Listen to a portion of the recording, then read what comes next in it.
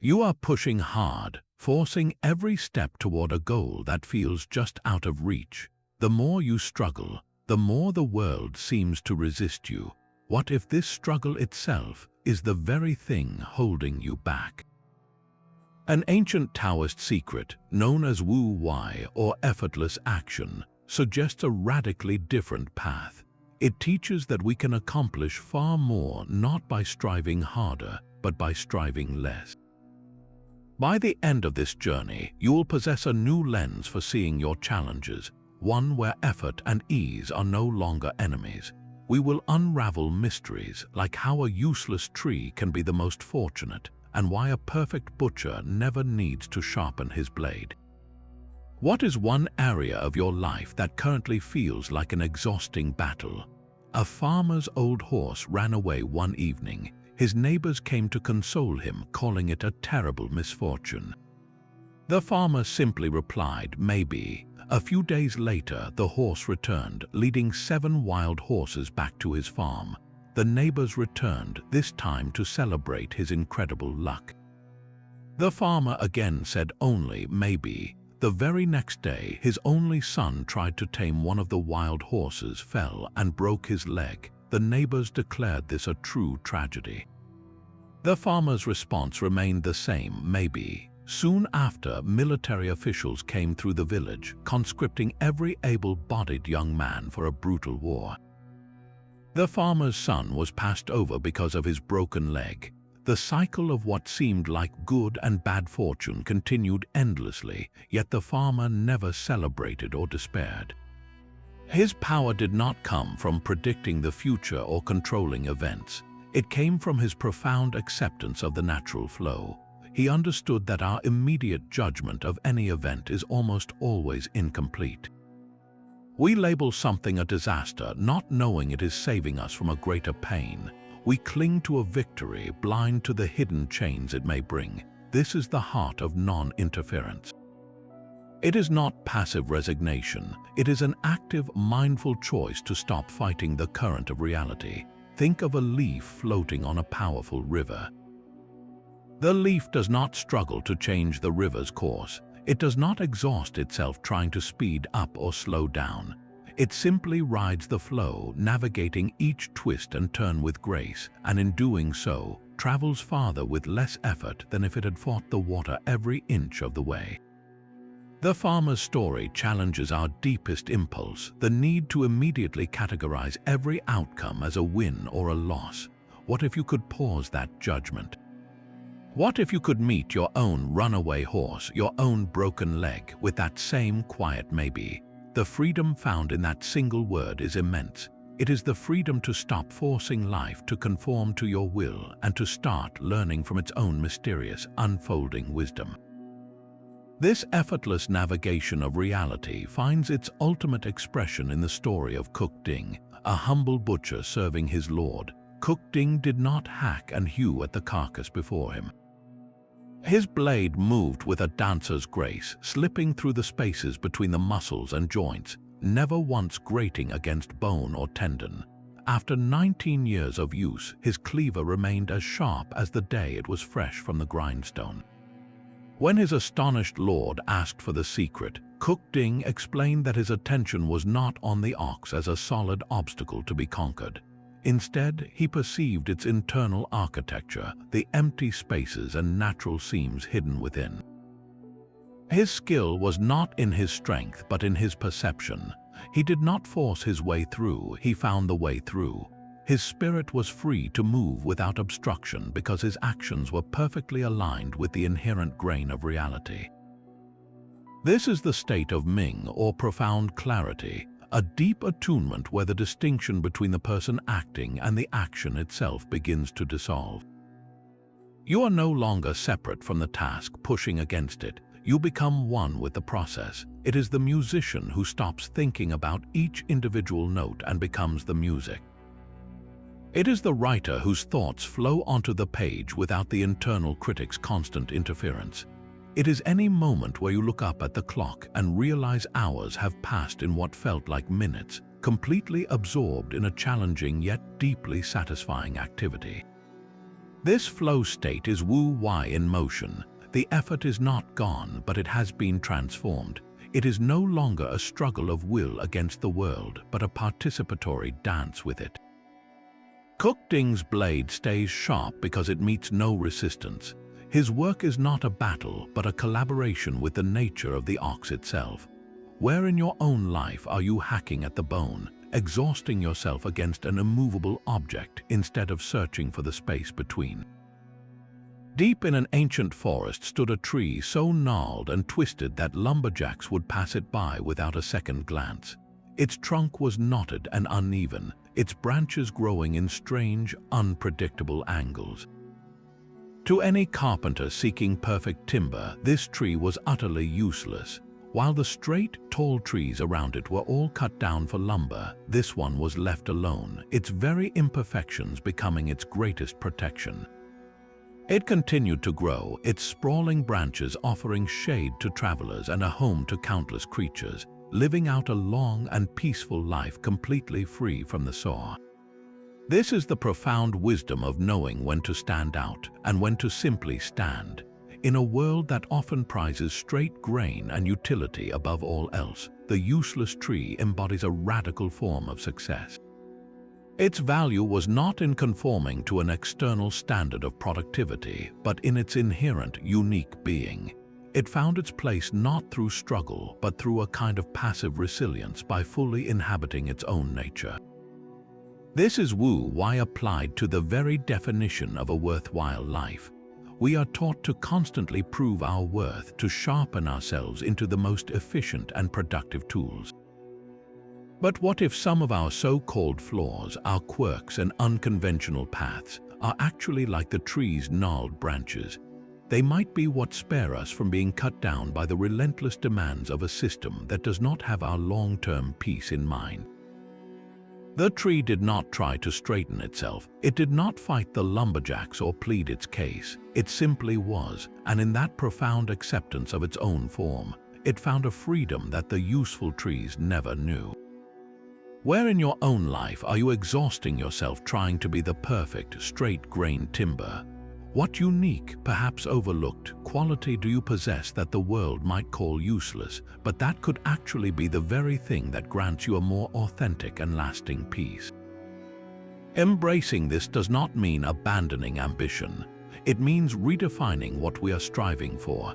It is the choice to stop struggling to fit a mold that was never designed for your unique shape, and to instead find the fertile ground where you can grow, undisturbed, into your own distinctive and enduring form.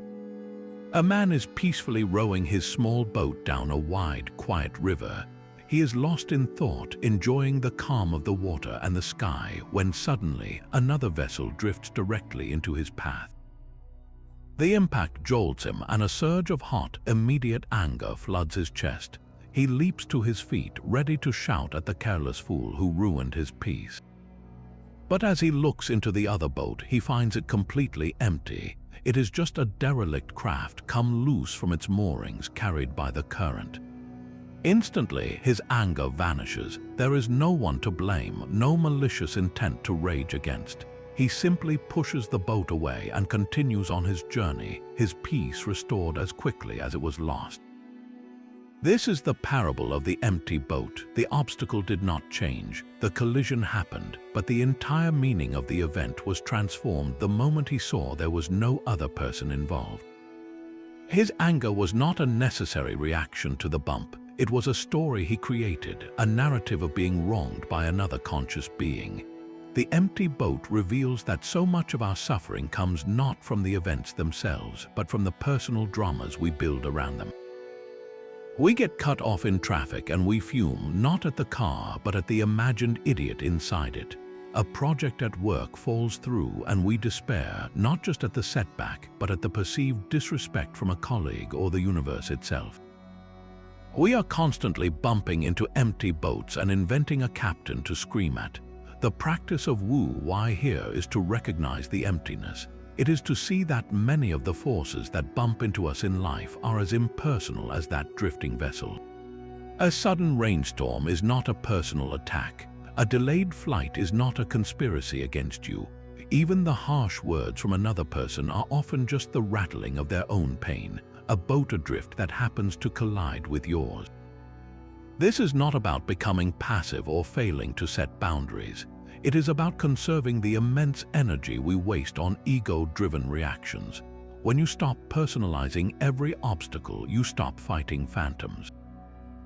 Your actions become clear, direct, and efficient. You address the situation itself, not the shadow of an enemy you have projected onto it. You simply push the empty boat away and keep rowing. How much lighter would your journey be if you could meet the next collision not with a roar of blame, but with a quiet, curious look into the boat, seeking only the reality of what is actually there? An archer steps onto the field for a high-stakes competition, the golden prize gleaming in the sun.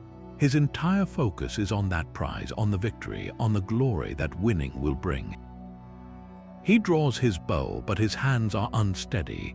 His mind is crowded with thoughts of the other archers, the judges, the potential shame of failure. The arrow flies and it misses the mark entirely. His very desire for the result has sabotaged the action itself.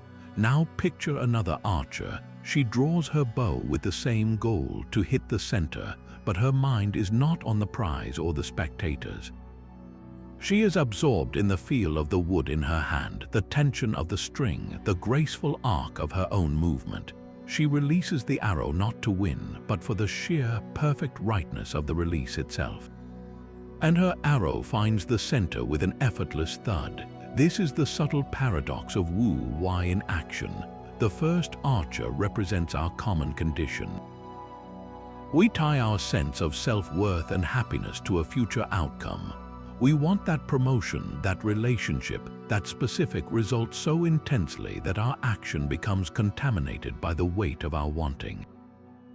We are no longer simply performing the task. We are performing for an imagined future, and in that division our power fractures.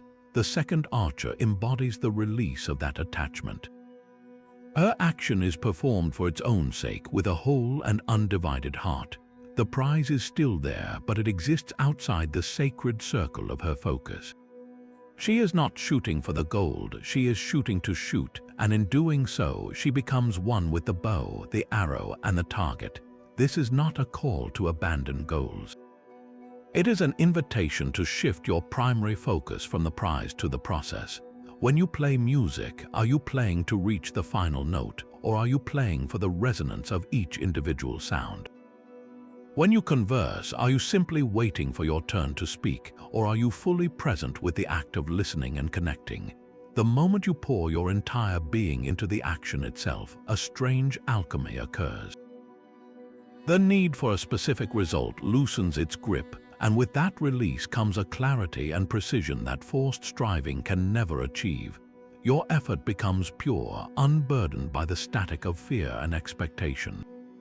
You hit the target not because you strained to make it happen, but because your action was so perfectly aligned that it could not have happened any other way.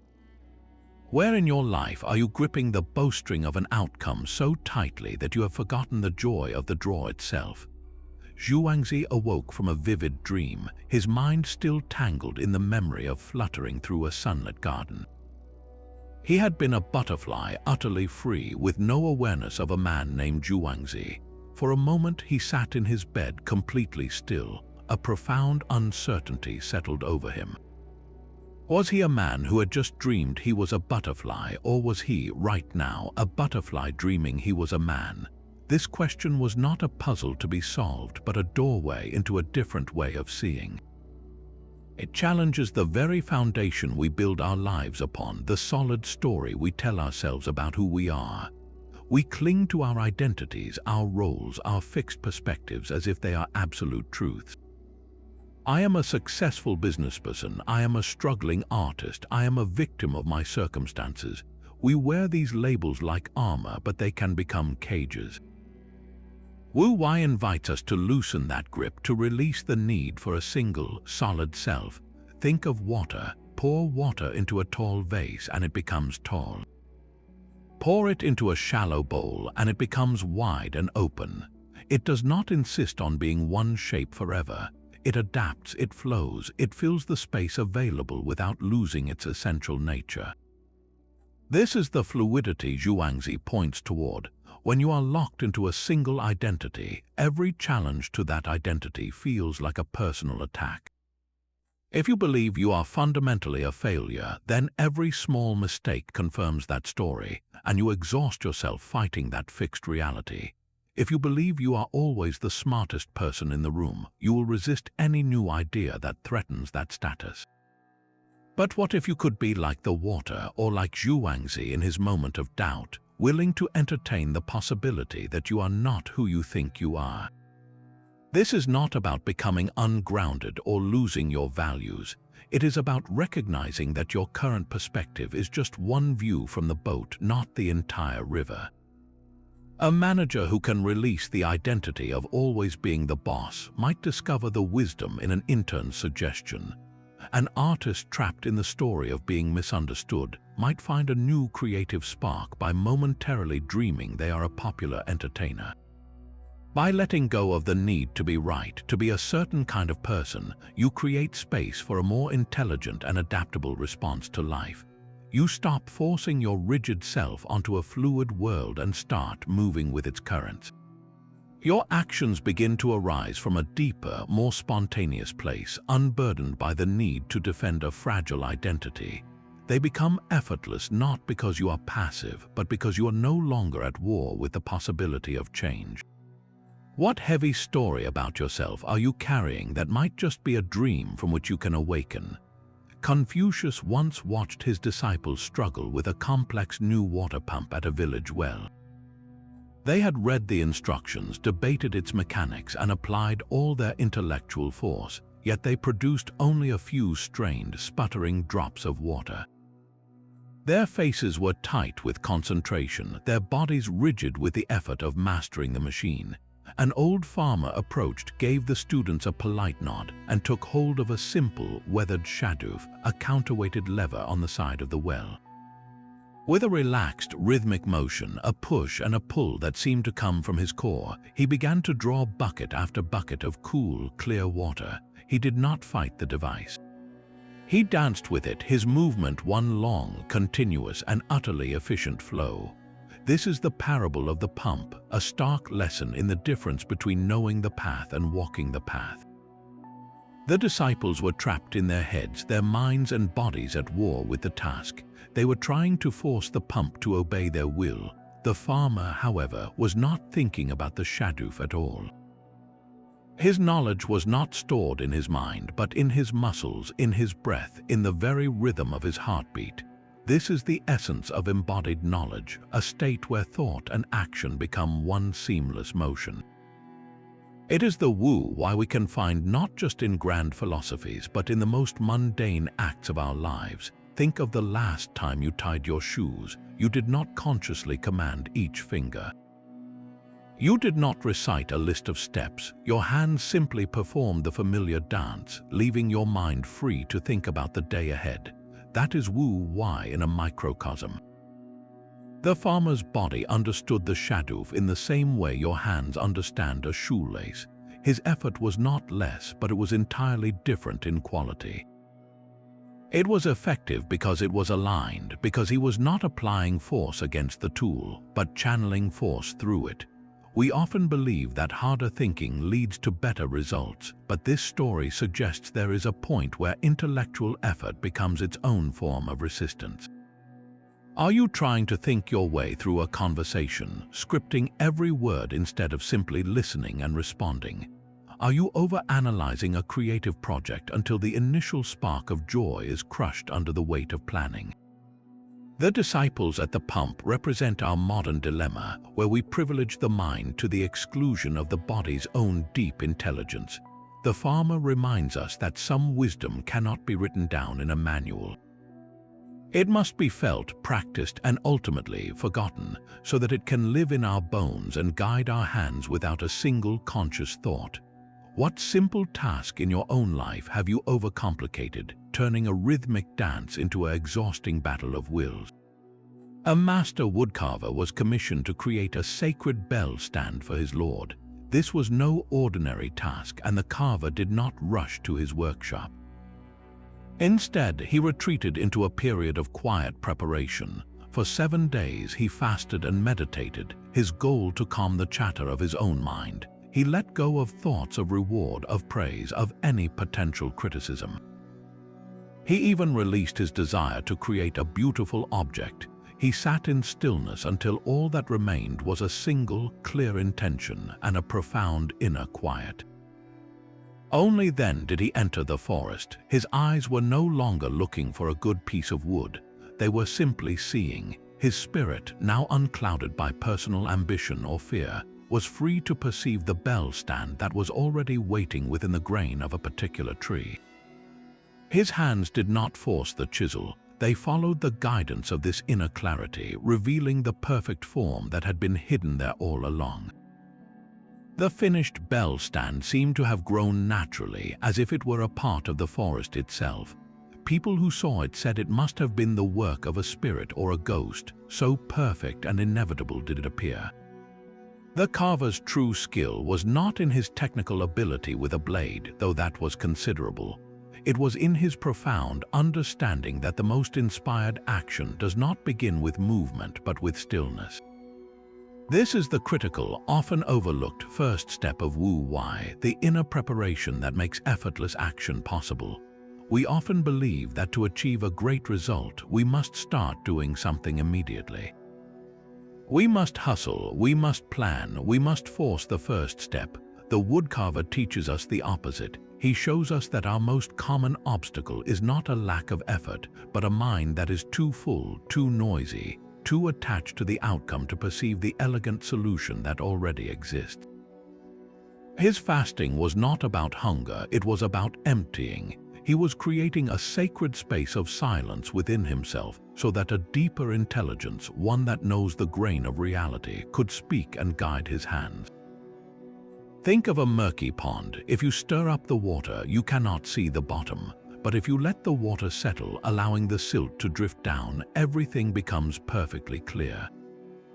Your mind is that pond. The constant stirring of worries, to-do lists, and the need to control outcomes keeps the water cloudy. The woodcarver's meditation was the act of letting the water settle. In that clarity, he could see the bell stand, just as you, in moments of true calm, might suddenly see the solution to a problem that hours of frantic thinking could not solve. Where in your life are you stirring the pond with frantic activity when what you truly need is to sit quietly on the bank and wait for the water to clear? Before you pick up your chisel, before you make that decisive cut into your next big project or life decision, what would it look like to first fast from the noise, to meditate on the intention, and to trust that the perfect piece of wood is already waiting for your clear eyes to find it? A mighty oak stands firm against the gathering wind. Its rigid branches a testament to its strength. It does not yield, it does not bend, believing its power lies in its unwavering stance. But when the storm arrives in full fury, the very rigidity that defines the oak becomes its downfall. With a terrible crack, its trunk splinters, defeated by the force it refused to accommodate. Nearby, a willow tree dances in the very same gale. Its slender branches whip and sway, its trunk bends low to the ground. It offers no resistance, and because it yields so completely, the storm passes over it without causing any lasting harm. The willow survives not in spite of the storm, but because of its relationship to it. This is the Taoist power of Wu, the strength found in softness, flexibility, and the intelligent capacity to yield. We often mistake rigidity for strength, building our lives and our egos like fortresses meant to withstand any assault. We hold onto fixed plans, stubborn opinions, and outdated ways of being, convinced that to bend is to show weakness.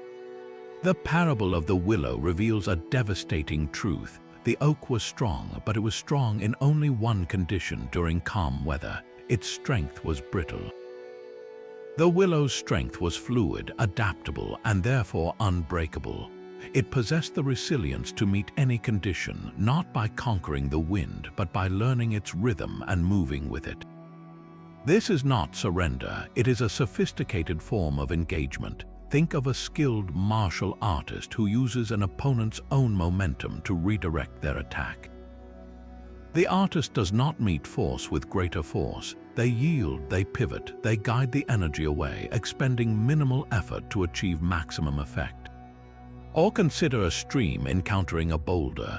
The water does not stop and demand the rock move. It simply flows around it, finding the path of least resistance, and in time, its gentle, persistent current can even wear the rock smooth.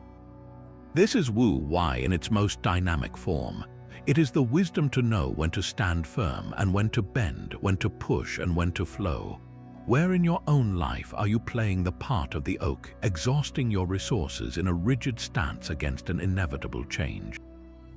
Is it a career path that no longer fits, a relationship dynamic that requires a new approach, or an internal belief that has become too tight to allow for growth? The storm is not your enemy. Your refusal to bend in its presence is. The willow teaches us that true resilience is not about being unyielding, but about being responsive. It is about trusting that your core can remain rooted and intact even as your outer form sways with the circumstances.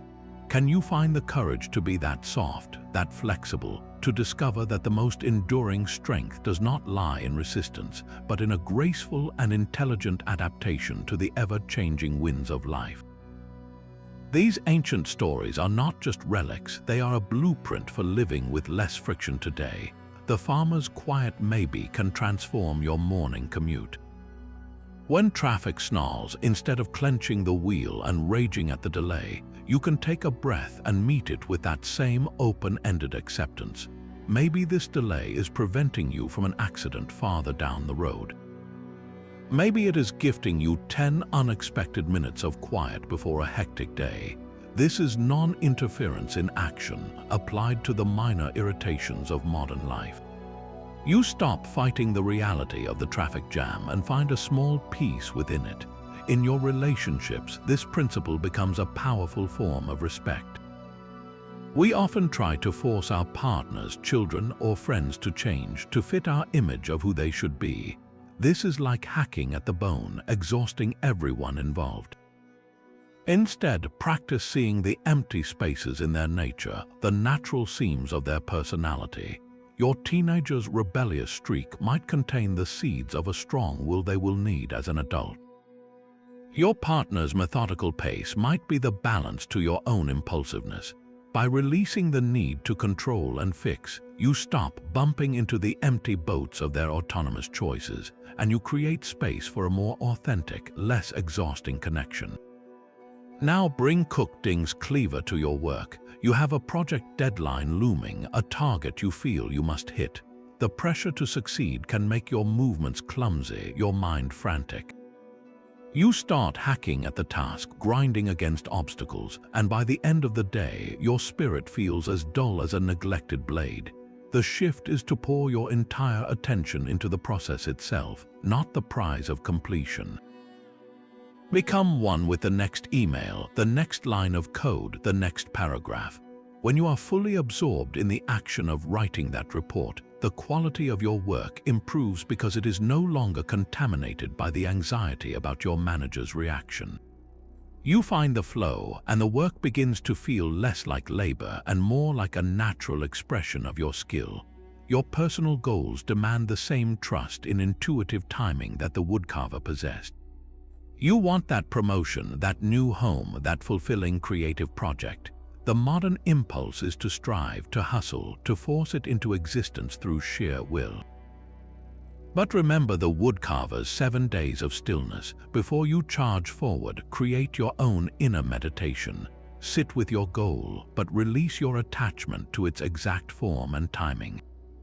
Trust that the right opportunity, the perfect piece of wood, will reveal itself when your mind is clear enough to see it. This is not laziness, it is intelligent patience. It is understanding that a seed grows according to its own rhythm, and no amount of pulling on the sprout will make the flower bloom faster. Finally, carry the willow's flexibility into your sense of self. The world changes rapidly, and the rigid identity you built last year may be the very thing that shatters in tomorrow's storm. You thought you were a corporate employee, but a layoff forces a new path. You defined yourself as a caregiver, but the children grow up and leave home. Instead of being the oak that splinters, be the willow. Let your identity sway and adapt. Allow yourself to be the student, the expert, the beginner, the guide, all in different seasons. This fluidity is the ultimate modern application of Wu Wei. It is the practice of meeting a dynamic world not with rigid resistance, but with a soft, resilient, and endlessly creative response. Your journey becomes lighter, not because the path is easy, but because you have finally learned how to walk it. So we arrive at the final, quiet insight that connects all these tales. Wu Wei is not a philosophy of doing nothing. It is the art of doing what is precisely needed, nothing more and nothing less. It is the intelligence of the farmer who accepts the flow of events, the precision of Kukding's blade that follows the hidden seams, and the resilience of the willow that bends so it never breaks. It is the woodcarver's inner stillness that allows true vision, and the recognition that the boats we collide with are often empty. This is a shift from forcing life to flow with it, from exhausting yourself against the current to learning how to read the river itself. It transforms struggle into a kind of graceful participation.